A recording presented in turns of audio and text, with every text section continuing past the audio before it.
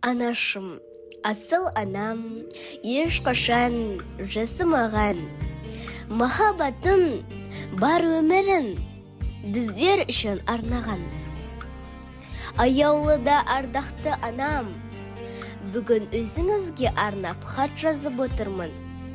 Сіздің берген тәлім тәрбиеңіздің арқасында жақсы қыз болып өсіп келемін. Сізбен өткізген әрбір күндерім өте қымбат. Жақсыдан үйреніп, жаманнан жиренуді үйреттіңіз. Сізге қарап, бой түзеп келемін. Қымбат жансың мен үшін, анашым. Қорғай тұғын, қолдай тұғын баласын. Тап-тәтті, ақ сүтің алақаның.